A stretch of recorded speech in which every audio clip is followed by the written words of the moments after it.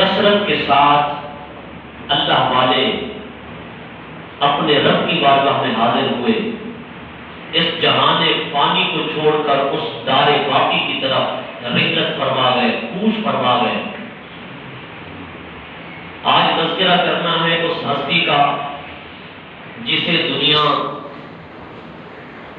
سلطان المشائخ، بدر المشائخ،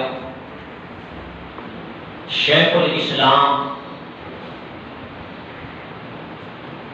ولیوں کے پیشوا اور امام، غوث العالمین حضرت سیدنا غوث بہاء الحق والدین ابو محمد زکریا سہروردی ملتانی رحمۃ اللہ تعالی علیہ کے نام نامی اسم گرامی سے جانتی ہے۔ آپ کا نام پاک اس دنیا میں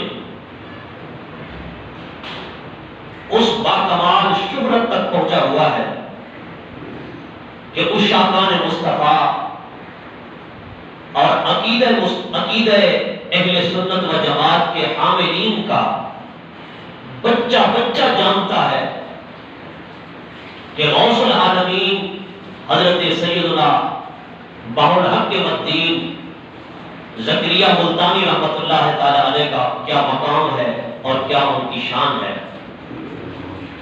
مورخین نے آپ کی ولادت باسعادت کے حوالے سے لکھا کہ آپ کی ولادت باسعادت 6 صدی ہجری میں 27 رمضان المبارک کی رات کو سحری کے وقت ہوئی۔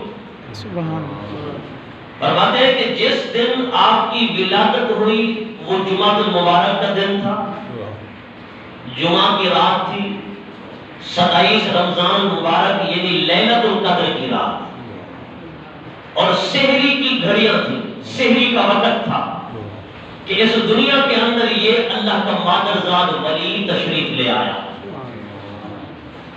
حضرت بہاء الحق زکریا ملتانی رحمۃ اللہ تعالی علیہ اس دنیا آب و گل میں تشریف لائے تو رمضان شریف کا مہینہ تھا۔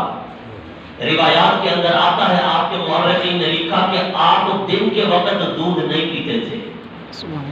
یہ مادرزاد ولی کی نشانی ہے۔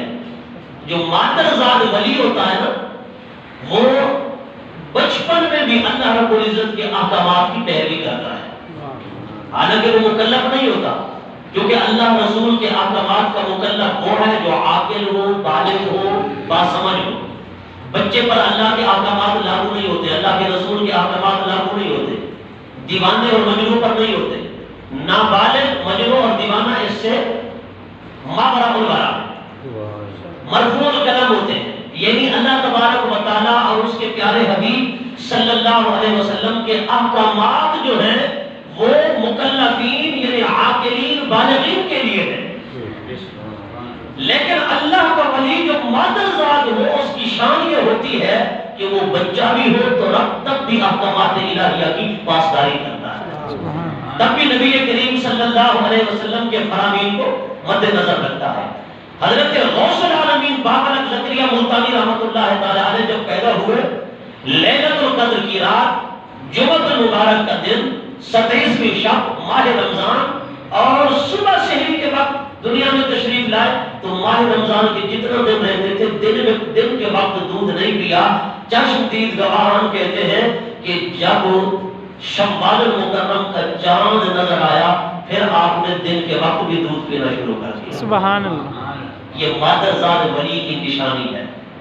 اور آپ کے والد ماجد حضرت مولانا وجیہ الدین محمد غوث رحمۃ اللہ تعالی علیہ، آپ بھی بہت بڑے ولی کامل تھے۔ جب صبح کے وقت آپ قرآن مجید کی تلاوت فرماتے تو روایات کے اندر آتا ہے، آپ کے سیرت نگاروں نے، مؤرخین نے لکھا کہ آپ کے والد ماجد جب تلاوت فرماتے آپ اپنی ماں کی گود میں ہوتے یا چارپائی پر ہوتے، کسی بھی جگہ پر ہوتے، دودھ پی رہے ہوتے، فرماتے ہیں کہ دودھ آپ چھوڑ دیتے تھے اور قرآن پاک کی تلاوت سننے لگ جاتے تھے۔ سبحان فرمایا شیرخوار بچے کے عمل کو دیکھ کر والدین بڑے خوش ہوتے، اور وہ ظاہر سی بات ہے جب ایک شیرخوار بچہ اس طرح کا عمل کرے گا تو ماں باپ خوش ہوں گے۔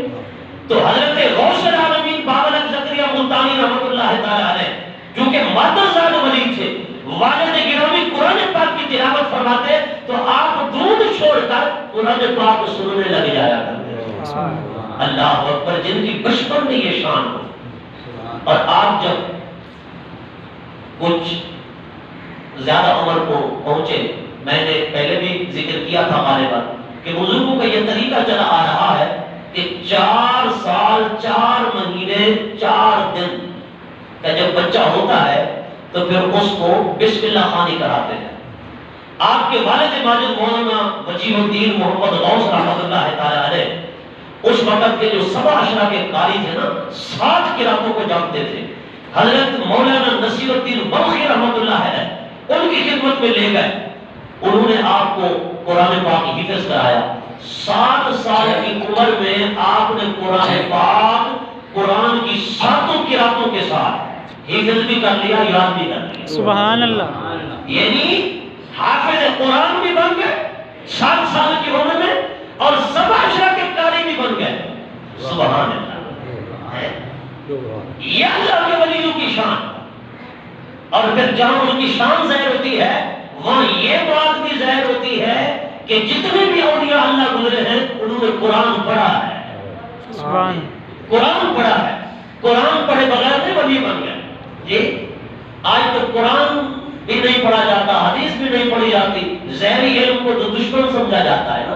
اور پھر حضور بابرک زکریا ملتانی رحمۃ اللہ علیہ کے والد گرامی نے جب دیکھا کہ 7 سال کی عمر میں میرے بیٹے نے حفظ بھی کر لیا، حافظ قرآن بھی بن گیا اور 7 اشرا کا قاری بھی بن گیا، پھر انہوں نے اپنے بیٹے کو ملتان کی ایک مشہور درسگاہ، کیونکہ اس وقت ملتان جو ہے عروس البلاد تھا، اس کو کہتے تھے یہ شہروں کی دلہن ہے.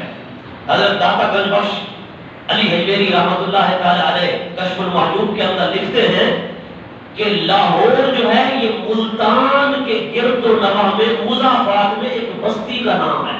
سبحان. یعنی اس وقت بھی ملتان ایک شہر تھا، لاہور ایک بستی تھی، ایک محلے کی مانند تھی، ایک گاؤں کی مانند تھا. فرماتے ہیں کہ لاہور ایک ایسی بستی ہے، ایسا گاؤں ہے میں مضافات شہر ملتان، جو ملتان شہر کے مضافات میں سے ایک بستی ہے. عروس البلاد علم و عرفان کا مرکز. وہاں مولانا عبد الرشید کرمانی رحمۃ اللہ تعالی علیہ درسی کتب پڑھایا کرتے تھے. آپ کے والد ماجد اپنے بیٹے کو ان کے پاس لے گئے اور ان کے پاس آپ نے ابتدائی علوم کی کتابیں پڑھی، صارف النحو، ابتدائی کتابیں، کچھ مسائل فقہ کے عقائد وغیرہ، یہ آپ نے وہاں سے سیکھے. اس سے معلوم ہوا کہ جو بھی ولایت کے منزل کو پہنچا ہے نا، اس نے صرف نحو بھی پڑھی ہے، اس نے فقہ بھی پڑھی ہے، اس نے عقائد کی کتابیں بھی پڑھی ہیں، اس نے قرآن پاک کا حفظ بھی کیا ہے، قرآن پاک کا ترجمہ بھی پڑھا ہے. یہ تمام بنیادی علوم اس نے پڑھے ہوتے ہیں، تب جا کر وہ ولایت کے مقام پر پہنچتا ہے. ایسے نہیں ولایت کے مقام پر پہنچ جاتا.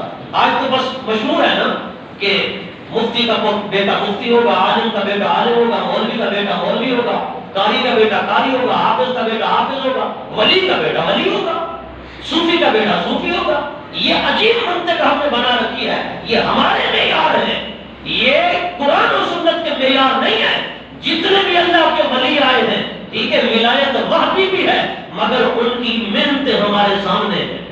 جتنے بھی اولیاء کاملین ہم سنتے ہیں، ان کے نام سنتے ہیں، انہوں نے مجاہدہ کیا، ریاضت کی، ظاہری علوم پڑھے، پھر باطنی علوم پڑھے. آپ نے ابتدائی علوم ملتان میں حاصل کیے. پھر حضرت بہاؤالدین زکریہ ملتانی رحمۃ اللہ تعالی علیہ آپ خراسان چلے گئے. خراسان بڑے بڑے علماء و مشائخ کے سامنے زانو تلمس طے کیے. پھر وہاں سے آپ بخارا چلے گئے. آپ بخارا کے اندر 8 سال رہے.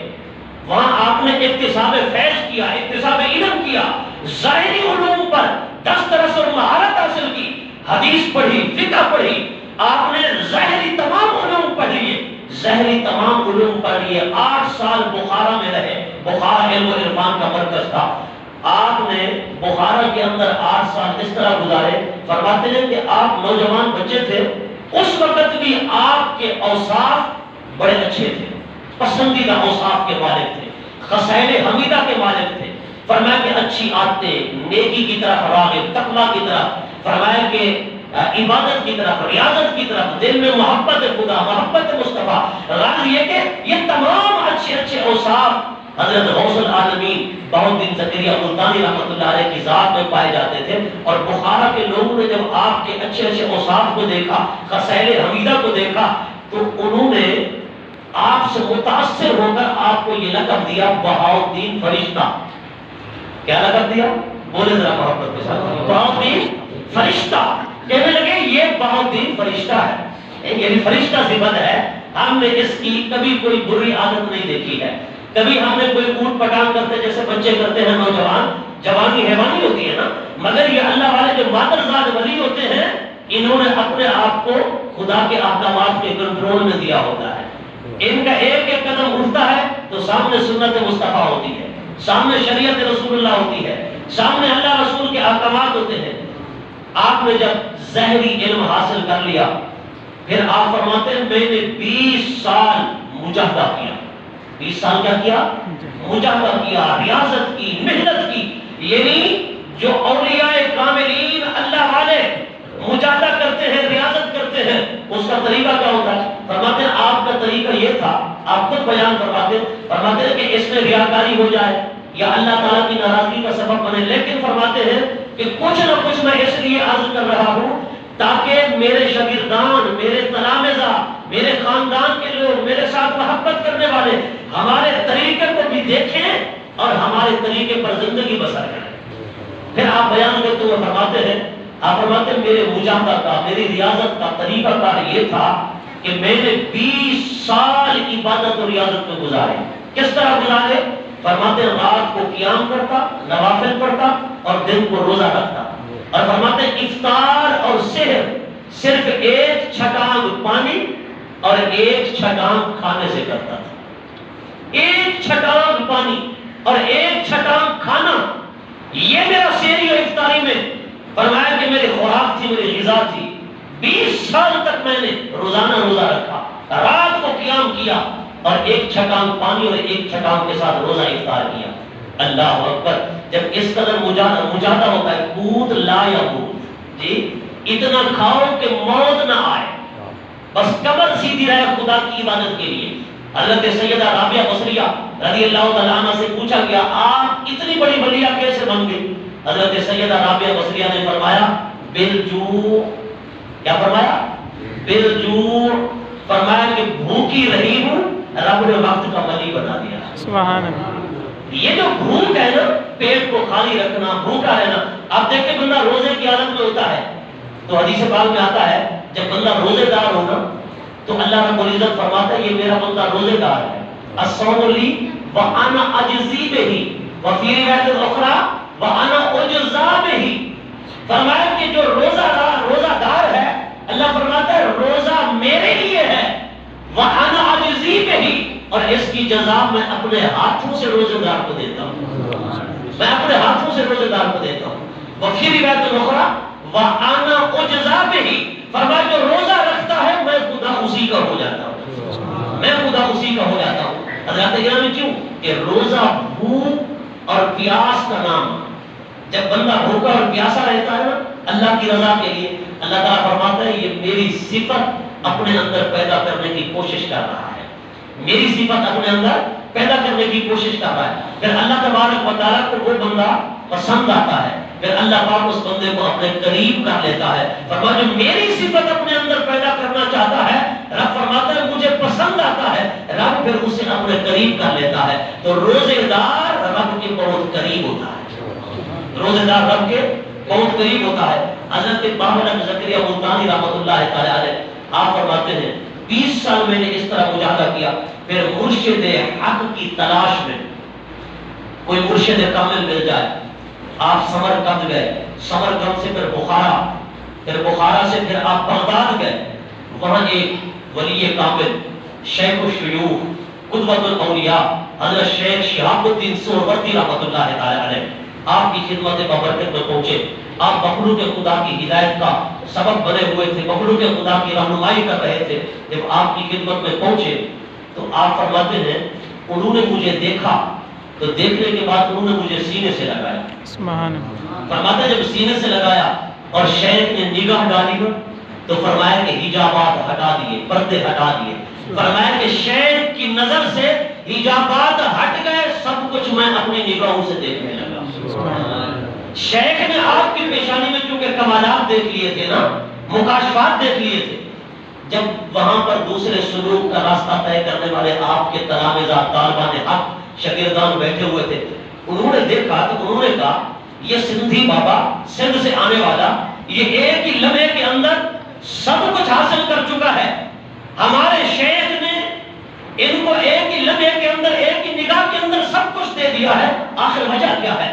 چونکہ ساتھیوں کو، پیشے والے کو پیشے والے سے حسد ہوتا ہے نا. امام غزالی رحمۃ اللہ علیہ فرماتے ہیں کہ اگر کوئی بندہ لوہار ہو، وہ کہے مجھے مستری سے کوئی حسد نہیں جی، کوئی بندہ صاحب علم و عالم ہو، وہ کہے کہ مجھے مطلب ہے کہ فلاں دکاندار سے حسد نہیں ہے. فرمایا یہ کیسے ہو سکتا ہے؟ عالم عالم سے حسد کرے گا، فرمایا مستری مستری سے کرے گا، لوہار لوہار سے، دکاندار دکاندار سے. فرمایا پیشے والے کو ہمیشہ پیشے والے سے حسد ہوتا ہے. وہ اگر کہتا ہے میں سب سے محبت کرتا ہوں، مگر پیشے والے سے محبت کرے تو بات تو یہ ہے. حسد کیا ہے؟ کسی کی نعمت کو دیکھ کر جلنا. اور غیبت رشک کیا ہے؟ رشک یہ ہے، غیبت یہ ہے کہ کسی کی نعمت کو دیکھ کر بندہ جلے نہیں، بلکہ رب کی بارگاہ میں دعا کرے مولا جو نعمت تو نے اسے دی ہے اس کے پاس بھی رہے اور اس جیسی نعمت مجھے بھی عطا کر. یہ ہے غیبت، یہ ہے رشک. غیبت اور رشک جائز ہے، حسد جو ہے یہ حرام ہے، ناجائز ہے، گناہ کبیرہ ہے. بہرحال یہ ہے کہ وہ سالکین طریقت جو دوسرے شاگردان تھے وہ تھوڑا سا چلنے لگے، کہنے لگے یہ سندھ سے آنے والا یہ یک لخت جو ہے شیخ کی نظر میں آ گیا ہے، شیخ کی نگاہ میں آ گیا ہے. اس نے دولت و نعمت طریقت حاصل کر لی ہے اور معرفت و حقیقت کے سبق ایک ہی نگاہ کے اندر حاصل کر لیے ہیں. کیونکہ نگاہ ولی جب پڑتی ہے نا، نظر ایک ہے لگنا، ایک ہے پڑھنا. شیخ کی نظر جو ہے وہ پڑ جاتی ہے. نظر جب لگ جائے تو بندے کو قبر میں پہنچا سکتی ہے، بیمار کر سکتی ہے، مریض کر سکتی ہے.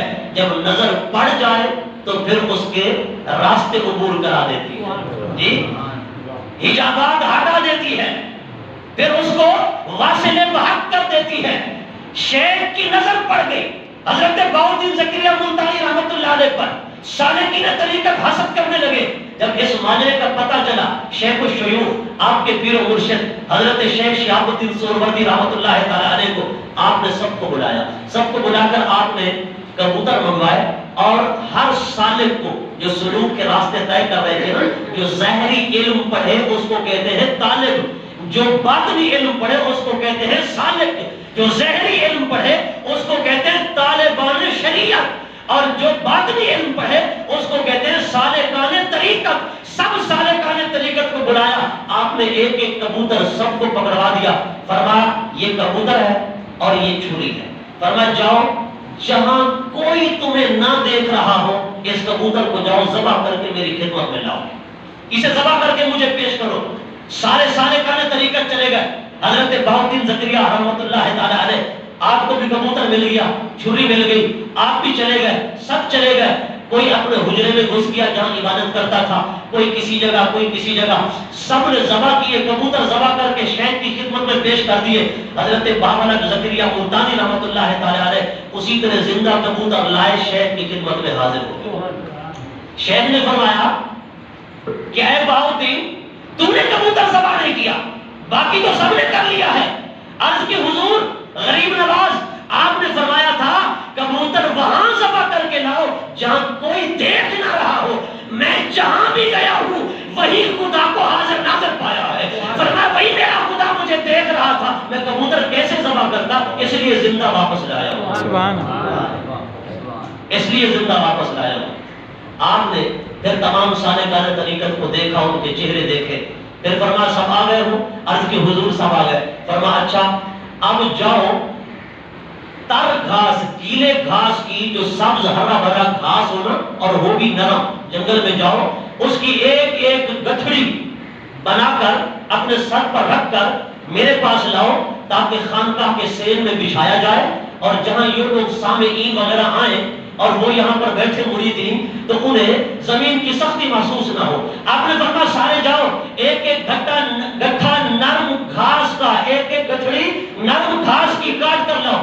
سارے گئے جنگل کے اندر پھیل گئے. آپ نے فرمایا کہ گھاس جو ہے وہ تر ہو, ہری بھری ہو. انہوں نے گھاس کاٹنا شروع کر دیا. کسی نے کون سی بوٹی, کسی نے کون سا گھاس, سارے گٹھڑیاں بنا کر سب پر رکھ کر شیخ کی خدمت میں حاضر ہو گئے. حضرت بہاؤالدین رحمت اللہ تعالی علیہ, آپ نے ہرے بھرے گھاس کو نہیں کاٹا, آپ نے خشک گھاس کو کاٹا جو سوکھ چکا تھا, خشک ہو چکا تھا. اس کی گٹھڑی بنائی اور شیخ کی خدمت میں آ کر پیش کر دیا. شیخ نے فرمایا کہ اے بہاؤالدین, سب ہری بھری گھاس لائے ہیں اور میں نے بھی ہری بھری گھاس کا کہا تھا اور تو خشک گھاس لایا ہے, وجہ کیا ہے؟ عرض کرنے لگے حضور ہری بھری گھاس بھی بہت زیادہ تھی, ہری گھاس اور سبز گھاس کی کمی نہیں تھی, مگر میں نے ہری گھاس اس لیے نہیں کاٹی, جس ہری گھاس کے قریب بھی گیا ہوں وہی یاد الہی اور ذکر خدا میں مصروف تھی. سبحان اللہ. وہی خدا کا ذکر کر رہی تھی, کیونکہ تر گھاس خدا کا ذکر کرتی ہے. میں جس گھاس کے قریب بھی گیا وہ ہری بھری اور سبز تھی, خدا کا ذکر کر رہی تھی, مگر یہ خشک گھاس تھی. حضور والا یہ جو کہ خشک ہو چکی تھی, خدا کے ذکر سے غافل تھی, میں نے اسے کاٹا اور آپ کی خدمت میں پیش کر دیا. آپ نے سارے گانے طریقت کو دیکھا. آپ نے فرمایا دوستو تم اس زندگی درویش سے حسد کرتے ہو, فرمایا کہ اس کے ساتھ تم جلتے ہو, فرمایا کہ اس کو ایک ہی نگاہ کے اندر اگر سارے راستے طے کرا دیے اور حجابات ہٹا کے اس کو واصل بحق کر دیا ہے, خدا سے ملا دیا ہے. فرمایا یوں ہی نہیں, فرمایا جب تم آئے تھے فرمایا کہ تمہاری چادر گیلی تھی, فرمایا تم تر تھے, تم گیلے تھے, فرمایا کہ گیلی چیز کو آگ بمشکل پکڑتی ہے. فرمایا جب یہ آیا تھا تو اس کی چادر گیلی نہیں تھی, خشک تھی. فرمایا کہ خشک چیز کو آگ زیادہ پکڑتی ہے اور جلدی پکڑتی ہے. فرمایا تمہاری لکڑیاں گیلی تھی, آگ جلدی نہیں لگی, سلوک کا راستہ طے کرتے کرتے کئی عرصہ گزر گیا, مگر یہ آیا ہے تو اس کی لکڑی خشک تھی. فرمایا کہ عشق مصطفیٰ اور محبت الہی کی آگ نے اس کو اپنی لپیٹ میں لے لیا ہے. سبحان اللہ. عشق مصطفیٰ اور عشق خدا کی اور محبت خدا کی آگ نے اس کو اپنی لپیٹ میں لے لیا ہے. اس لیے اس نے جلدی سلوک کے راستے طے کر دیے ہیں, کیونکہ تمہاری لکڑی گیلی تھی, اس کی لکڑی خشک تھی. ای سعادت بزور بازو دیس تان بخشد خدائے بخشندہ, یہ اللہ کا کرم ہوتا ہے جس پر ہو جائے, یہ اللہ کا کرم ہوتا ہے جس پر ہو جائے. حضرات گرامی یہ اللہ والے انہوں نے بڑی محنتیں کی, بڑے مجاہدے کیے. آج اگر ہم کہیں کہ انہوں نے بغیر کسی محنت کے, بغیر کسی ریاضت کے, بغیر کسی مجاہدہ کے ولایت, غوثیت, قطبیت کے مقامات حاصل کر لیے, ایسی بات نہیں ہے. یہ جو ہے جس طرح ایک ہوتا ہے نا مکھن, لسی سے مکھن نکالا جاتا ہے, مکھن کے بعد اسے سبیل لگائی جاتی ہے, پھر گھی بنایا جاتا ہے. یہ گھی بنتے ہوئے بڑی دیر لگتی ہے. دعا ہے اللہ رب العزت یہ بزرگان دین کے واقعات سنانے کا مقصد یہ ہوتا ہے کہ اللہ پاک ان کی سیرت, ان کے کردار اور ان کے طریقے زندگی کو اپنانے کی توفیق عطا فرمائے. آپ کو آخر دعوانا الحمدللہ.